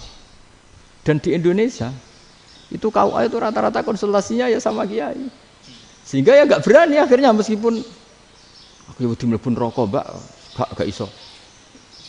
Dan itu banyak. Seorang lagi ya, makanya ini kan pesantren itu nggak boleh mati. Orang kiai-kiai kayak saya nggak jelas-jelas itu harus lebih jelas lagi. Karena ini yang on time, yang online, yang siapa saja bisa tanya. Saya itu SMS saya itu nggak punya HP WA. HP jadul itu SMS-nya tiap hari tak berapa, orang yang tanya dari Kalimantan, dari Aceh. Gus di kampung saya ada masjid 2 itu yang Samana, ada yang dari orang perkotaan, Gus di perumahan baru ada masjid, yang Jumatan baru orang 12, sah enggak? Ya langsung saya jawab, sah. Dalilnya ini. Ya sudah, nah, tapi kata Imam Syafi'i gini harus orang 40, itu madzhab Syafi'i, dalam madzhab yang lain gini-gini. Itu kalau tanya rektor itu kan ribet. Masuk ajudan dulu, asisten dulu, panjang.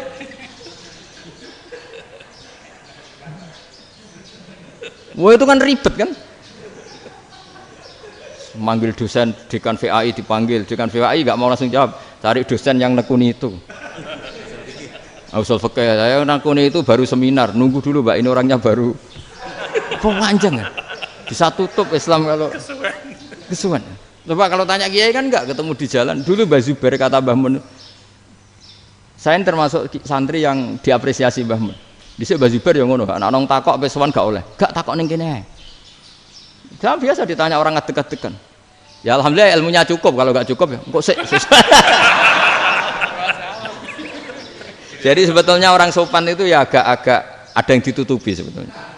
Mboten prayogi teng dalan nginjang mawon matur. Ya sebetulnya Ya sebenarnya memang ilmunya agak cukup gitu. Tapi itu sebenarnya secara fikih itu haram, menunda itu haram. Yo haram tuh, coba bayangkan ya, kalau tanyanya sekarang, Gus saya ini sudah keluar darah 1 bulan penuh, padahal normalnya hanya 6 hari. Saya nanti sholat enggak? Kalau ninjang mawon dugi kula, berarti kan hari ini belum ada keputusan. Sholat apa enggak kan? Tapi karena modus tadi, boten prayogi nggih ngendikan ngoten teng dalan ninjang tengen kula. Itu kemungkinannya 2, sopan atau goblok itu saja. Kayaknya kalau sopan enggak lah. Kayaknya enggak lah kata. Karena secara fikih itu jelas haram. Bagaimana mungkin sesuatu yang harus dipraktekkan nanti duhur dijawab besok, berarti duhur, asar sampai subuh belum ada jawaban, berarti enggak ada sholat kan?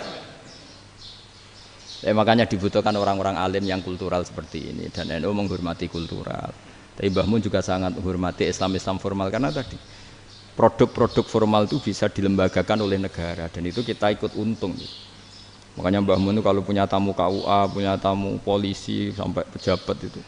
Kenapa saya contohkan KUA? Supaya jangan kira seperti pendapat orang-orang hasud, wah mesti aja disolani presiden seneng, menteri seneng. Enggak juga. Sebenarnya semua kiai itu mulai KUA sampai polisi, polsek, polres itu seneng semua. Karena sama-sama diajak mengawal bangsa ini, diajak mengayomi semua masyarakat. Tapi kadang-kadang masyarakat ngeritiknya, jenenge kiai disolani menteri ya seneng presiden. Padahal yang sowan kiai itu ya mulai KUA, Kapolsek, kepala desa, RT, mudin. Itu mudin kalau tanya ya lucu-lucu. Gus kalau nate nyembelih pitik kemanian, pitike go gedhe man. Akhirnya wis ngerti nak kemanian langsung tak sebelah meneh. Terusane ku sak ta ora. Ribet. Ya tak jawab, lah pitike pas iku jek urip ta ora? Terus urip Gus. Wis sah cara mazhab Malik jek urip. Karena itu ada perdebatan antara mazhab Malik dan mazhab Syafi'i. Nah, cara Imam Syafi'i itu agak ketat. Hewan yang punya kehidupan sudah mutharibah, misalnya ayam jago, contohnya harus jago, karena kalau ayam kecil diikhlaskan haram. Jadi yang cilik wae kan gitu. Fikih itu ya, fikihnya orang Indonesia itu pecundang. Kalau ayam kecil gak ditanyakan, mate ra wis. Kalau jago ditabrak truk kejet-kejet. Andai kan gak disembelih pun mesti mati. Itu cara mazhab Syafi'i itu haram. Karena penyembelihan ini tidak menjadi penyebab kematian, tapi memang karena kecelakaan tadi. Tapi cara mazhab Imam Malik enggak. Andai kan gak disembelih, matinya kan 2 menit lagi atau 1 menit lagi. Andai kan gak disembelih. Berarti mati sekarang itu bawaan pisau apa bawaan kecelakaan? Ya sudah halal gitu caranya. Nah akhirnya ya saya bilang ya sudahlah kita semuanya malu. Jadi cara debat, cara Imam Syafi'i enggak, cara berpikir itu sudah tidak kehidupan yang normal. Yang dimana-mana penyembelihan itu mematikan yang hidup normal. Jadi agak ketat. Sehingga dalam contoh kemanian, kalau dalam bahasa Jawa nyembelih agak sempurna terus pesonya jatuh atau apa itu, kalau pakai mazhab Syafi'i agak kesulitan. Tapi kalau mazhab Malik asal diselesaikan secara fauron dan juga sebagian mazhab Syafi'i itu halal. Nah orang mesti tanya gitu, Gus, wedhusku tabrak truk, man Gus kejet-kejet. Tapi nak pitik cilik ra ditakokno. Makanya termasuk kritiknya Mbah Mun, tapi ini mazhabnya Mbah Mun ya. Kamu boleh ikut boleh ndak karena ini urusan ndak penting. Lha wong-wong lucu, nak ditakoki yuyu muni haram mergo amfibi. Yuyu ngerti sampean? Yuyu nggih. Tapi nak ditakoki kepiting muni halal. Mergo nak yuyu haram gak eman, nak kepiting eman. Padahal alasannya coba, kenapa yuyu haram? Karena amfibi kan, bisa di air. Pertanyaannya, kepiting seperti itu enggak? Nah, tapi kepiting kalau haram kan eman. Karena besar kan. Kalau yuyu silahkan haram kan gitu. Artinya apa? Fikih kita ini agak-agak pecundang gitu, agak-agak pertimbangan. Iya, ini lucu kan? Kualitatif. Coba alasannya yuyu haram karena apa? Amfibi kan? Hidup 2 alam. Pertanyaannya kepiting seperti itu enggak? Iya. Kenapa? Kalau orang tanya, yuyu haram apa halal? Rata-rata jawab haram. Tapi kalau kepiting mulai khilaf. Loh mestinya kan sama kan? Lah itu karena unsur imannya. Iya tadi. Saya juga sering melihat tonggo-tonggo itu. Ayam cuwilik sakmene ketabrak truk, enggak ada yang tanya. Tapi saya pernah jalan-jalan di Narukan sini, ono jago ketabrak, sing duwe langsung marani kula pas saya naik motor. Gus ini halal apa haram? Nak langsung kula sebelah halal apa haram? Wis kanggo kowe halal ya halal. Karena saya tahu tak jawab haram mesti kecewa itu. Aduh, akhirnya kiai ini beratnya kan. Ya akhirnya ya saya setelah itu Fatihah Imam Syafi'i ngapunten umat kula tuh ora siap madzhab jenengan tuh ndak siap. Untuk materi tidak sama. Iya kan akhirnya pakai madzhabnya Imam Malik tadi. Ya tak Fatihah Imam Syafi'i ini mboten niat nglawan jenengan. Tapi ngobati tiang eman. Mergo pitike besar itu. Jadi ini kan cerita ya itu makanya yang rileks saja lah bahwa Islam ini yang rileks, yang menyenangkan karena ya agama ini harus menyenangkan. Raditu billahi robba. Raditu itu seneng banget, ridho itu puas. Enggak boleh beragama pertuntungan terus emosinan. Ya marem atau raditu itu marem jadi yang nyaman. Ya saya kira demikian. Assalamualaikum warahmatullahi wabarakatuh. Pelajari lho Pak.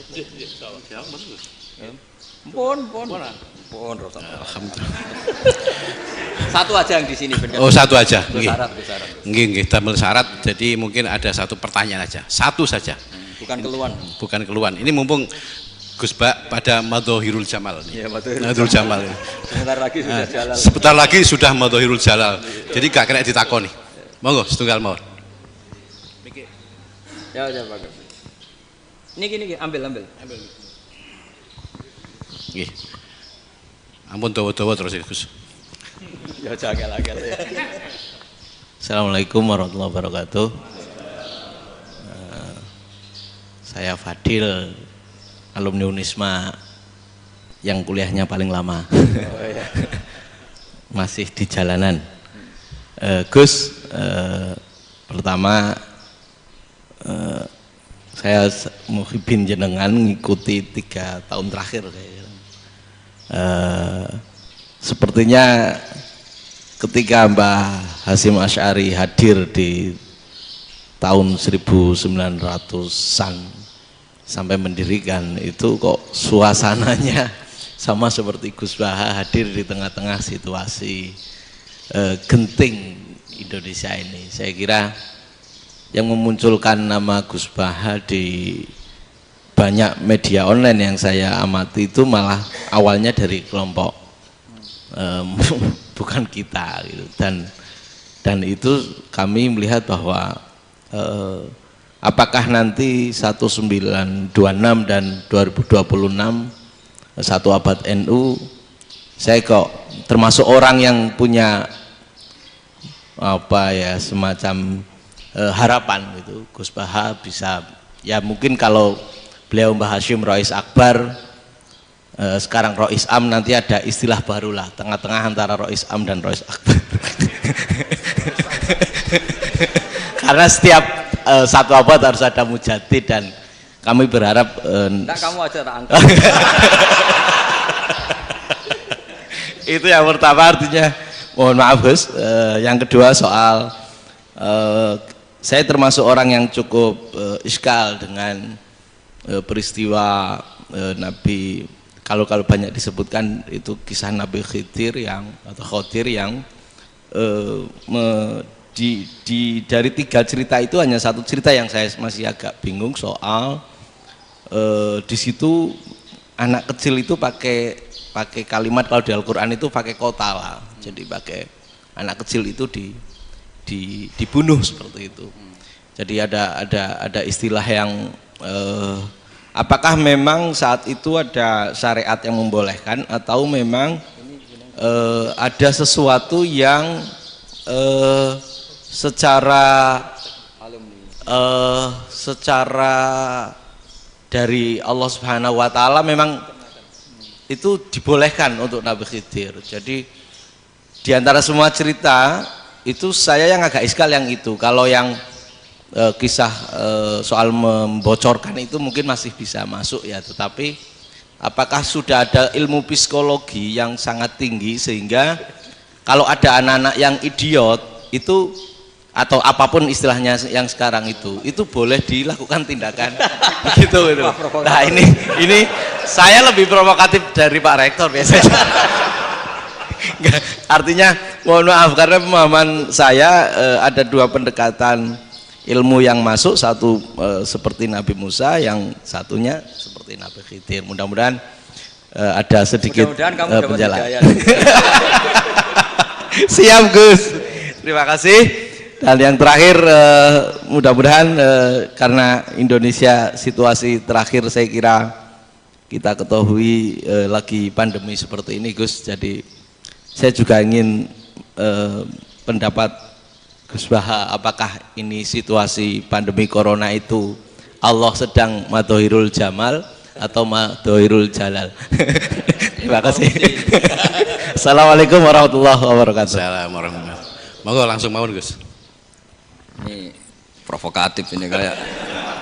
Loh di situ aja kamu tanya kok terus mirip. Siapa Fadil ya? Dari peternakan ya? Tapi mau ngomong tafsir itu. Mulai kacau peternakan ngomong tafsir ini mulai kan. Nah ini ada yang hafal Quran ngaco, paling enggak setengah hafal. Enggak yang dari Unisma. Enggak begini, ayat itu kan ditutup wama fa'altuhu an amri, ya saya maknani wama fa'altu lan orang nglakoni ingsun hu ing kabeh sing kasebut an amri mergo kepinginanku ingsun. Jadi saya melakukan itu semua bukan karep saya sendiri. Jadi Khadir sendiri itu kamu untung enggak nekuni tafsir. Kalau nekuni tafsir yang kamu soal bukan Nabi Khidir, karena Nabi Khidir itu hanya satu orang. Yang kamu soal harusnya Israel. Wah itu ndak rektor, ndak kiai besar, ndak siapa saja dihabisin itu. Kenapa Israel ndak kamu tegur? Gimana hukumnya qatlul mukmin? Kenapa Israel ndak kamu masukkan ayat wa may yaqtul mu'minam muta'ammidan fajazauhu jahannamu khalidan fi. Ingat ya Israel. Iya kan? Nah, Israel melakukan pembunuhan itu, kadang yang dipateni nyuwun sewu orang soleh betul. Tapi wae kabundut ya. Itu Israel juga tidak atas pilihannya, tapi karena perintah. Nah, Khadir itu bukan nabi syariat, kira-kira mirip kayak Israel. Karena beliau bukan nabi syariat. Jadi ini agak aneh, ini kan orang nekuni tafsir kayak saya sampai berjilid-jilid kitab. Saya kemarin mata saya agak sakit karena saya nangis itu sudah 2 hari. Bukan mikir sampean tapi mikir ilmu ini harus ada yang mempertahankan. Karena apa ya, nekuni ilmu itu kan ribet. Kalau yang nekuni ilmu terus dosen terus rektor itu ya agak ada fasilitasnya. Kalau nekuni ilmu kiai itu naruh keramat kan taqabbala wa minna minkum taqabbal ya karim. Iya, tapi saya alhamdulillah keramat jadi ya tetap hidup itu. Saya ulang lagi ya. Harusnya Mas Fadil itu kalau nekuni itu yang disoal tuh Nabi Khidir. Nabi siapa? Apa malaikat siapa? Israel. Karena itu korbannya lebih banyak. Pertanyaannya, Israel kena enggak oleh aturan ayat wa may yaqtul mu'minam muta'ammidan fajazahu? Kan enggak. Karena semua itu wa ma fa'altuhu an amri. Saya lakukan ini. Mungkin ngaji kamu enggak khatam sih mau delok fakotalah itu. Itu Nabi Khidir pasti tersinggung, enggak baca belakangnya itu. Ya karena jurusan peternakan itu. Atau salah gurunya yang ngajar. Ya. Daripada nyalakan satu orang mendingan 2 ya. Jadi kalau ngaji itu khatam sehingga ngerti ayat itu kan ditutup wa ma fa'altuhu an amri. Nah, menurut Ibnu Hajar Al-Asqalani yang nyarai Bukhari dan ketika itu cerita tafsir ayat itu, wa hadza dalilun ala anna Musa afdhalu minal Khadir. Justru ayat-ayat itu menunjukkan Musa itu lebih utama ketimbang Nabi Khidir, karena Nabi Khidir monoton melakukan apa saja yang diperintahkan Allah, sementara Musa tetap dengan gugatan syariatnya. Beliau gak terima ada orang main membunuh. Aqtal tanafsan zakiyatan bi ghairi nafs laqad ji'ta syai'an nukra. Nah, sur'atu Musa ila nahyil munkar itu menunjukkan beliau Nabi ulil azmi. Jadi Nabi Musa langsung sikap, wah ini tidak benar kamu. Padahal sudah ada perjanjian, kamu tidak boleh bantah. Tapi Nabi Musa lebih ngeboti syariat, lebih memihak syariat, nahi mungkar itu wajib. Justru itu menunjukkan derajatnya Nabi Musa fauqal Khadir. Makanya Nabi Musa tetap gugat, nggak bisa dong, ini nafsan zakiyatan kok kamu bunuh. Maka itu jadi ilmu. Nabi Khidir pada akhirnya nyuwun sewu ya tidak bisa jawab. Makanya beliau menutup wa ma fa'altuhu an amri. Sebenarnya saya sendiri itu ya tidak punya alasan. Jadi kalau Israel kamu tanya, ini gimana ini wong melarat mulai cilik, meh sugih mbok pateni. Mbok yo baro ben sempat sugih itu. Ini kuliah paling lama urung sempat urip penak. Nah, itu kan mbok yo mateni wong kira-kira nek wis sempat mapan sempat. Lu andai kan Israel pakai aturan syariat kan mateni orang kan ya dikira-kira lah. Jadi itu tidak ada hubungannya tadi dengan ilmu yang kamu katakan urusan psikologi anak itu tetap semuanya haram dibunuh, nggak boleh. Ya jadi tetap makanya ini pentingnya ngaji khatam itu tadi. Jadi pada akhirnya Nabi Khidir itu ada punya alasan hanya ngendikan wa ma fa'altuhu an amri. Pada akhirnya yang paling pokok yaitu semua ini saya lakukan saya sendiri itu tidak tahu karena perintah. Jadi untung kamu nggak nyoal Nabi Israel. Kalau nyoal diincem ribet kan. Ini orang tadi pas seminar Gus Bak ngeritik saya. Wah. Jadi itu pinter kamu. Yang kamu soal Nabi Khidir. Jadi enggak itu. Ya kalau nyoal Israel resiko tinggi itu, resiko tinggi. Tapi yang jelas gitu ya. Makanya tradisi pesantren seperti ini harus terus karena yang punya tradisi khatam. Saya tuh kalau ngaji kitab udah khatam tuh tersiksa karena tadi kadang-kadang yang depan-depan tuh tidak jawabannya di belakang ya tadi wa ma fa'altuhu an amri dzalika ta'wilu ma lam tasti alaihi sabra. Jadi ya sudah kira-kira seperti itu. Wajar kamu tidak sabar, wajar kamu tidak itu memang saya sendiri sebenarnya juga paham itu. Jadi ya, cara bahasa Jawa niku wajar saya musakira paham. Jadi aku dhewe ku ya ora paham. Wong aku ya mau nglakoni gitu.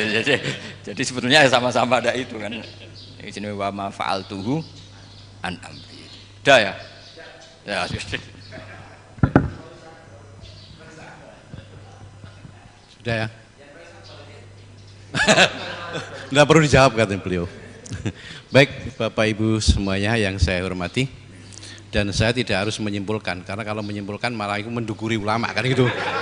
Itu enggak tawadhu lagi malah itu. Khawatir kualat kalau. Baiklah mungkin hanya kita tutup dengan berdoa yang dipimpin oleh Gus Bah. Nggih betul napa-napa dan setelah itu nanti kita foto bersama nonton. Al-Fatihah. Alhamdulillahirabbil alamin. Ya Rabbana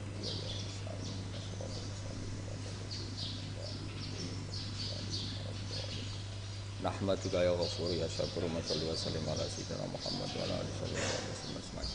Wa maj'alna mutawatina fika mutahabina fika mutabadilina fika mutanasirina waj'alna ya Allah mimma yaj'aluka samadana wa maqsudana fardo anna ya Allah lakal hamdu ya radita lakal hamdu fa'tarida lakal hamdu hatta tarda la nusi thanana alika anta kama atita ala nafsi Allahumma ya ilahana bijahil basir Nabi Muhammad sallallahu alaihi wasallam ij'alna ya wa min khiyari ummati ij'alna mimman yuqimu hadzal din wa mimman yakhtumuhu wa yansuruhu waj'al ya Allah himmatana fi hadithar ila kalimatikal ulya fi ulmika fatimika ma'assalamah wal afiyah fid dunya wal akhirah Rabbana atina fid dunya hasanah fil akhirati hasanah wa qina adzabannar sallallahu alaihi wasallam Muhammad sallallahu alaihi wasallam subhana rabbika rabbil izzati amma yasifun salamun alal mursalin walhamdulillahi rabbil alamin.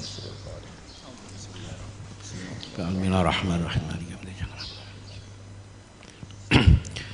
Matur suwun sanget Gus Bahak dan alhamdulillah kita bisa melaksanakan acara pengaji pagi ini sesuai dengan jadwal. Dan saya sebagai pembawa acara atau etok-etok moderator mohon maaf bila mana ada kesalahan dan khilafan. Terima kasih. Wassalamualaikum warahmatullahi wabarakatuh. Berikutnya selamat datang di Universitas Islam Malang, universitas unggul dengan sistem perkuliahan yang menyenangkan, disertai internalisasi nilai-nilai Islam aswaja. Berbagai pilihan program studi ditunjang dengan laboratorium yang modern serta didukung dengan tenaga ahli yang berkompeten. pendidikan karakter, dan pengembangan soft skill melalui berbagai kegiatan organisasi yang mampu meraih banyak prestasi. Unisma memiliki fasilitas kampus yang lengkap, menjalin hubungan kerjasama nasional dan internasional demi mempersiapkan lulusan berkompetensi plus, berdaya saing, dan berkarakter Islami. Saya merasakan pendidikan tinggi Islam yang maju dan modern di sini. Mari bergabung bersama kami mewujudkan World Class University. Unisma.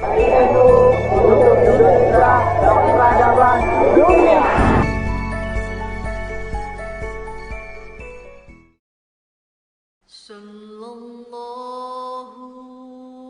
ala Muhammad. Sallallahu alaihi wasallam. Sallallahu ya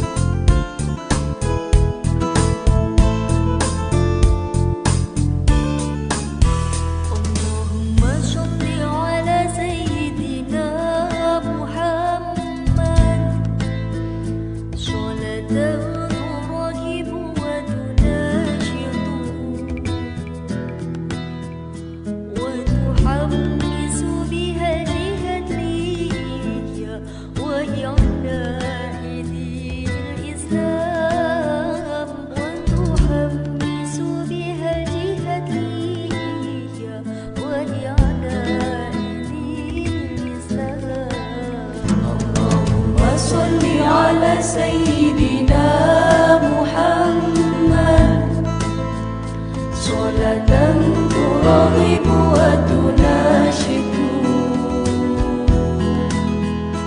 وتحمس بها الجهادية وإعلاء دين الإسلام وتحمس بها الجهادية وإعلاء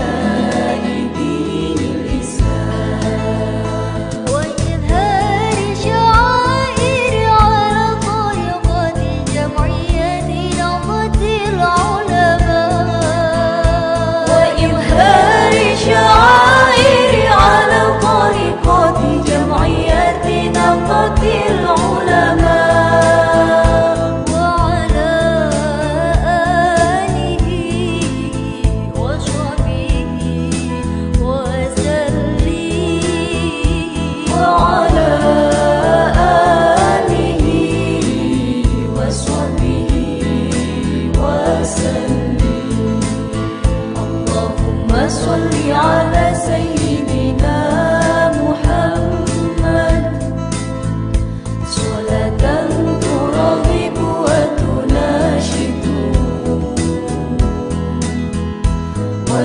وتحمس بها الجهاد ريا وإعلاء دين الإسلام وتحمس بها الجهاد ريا وإعلاء دين الإسلام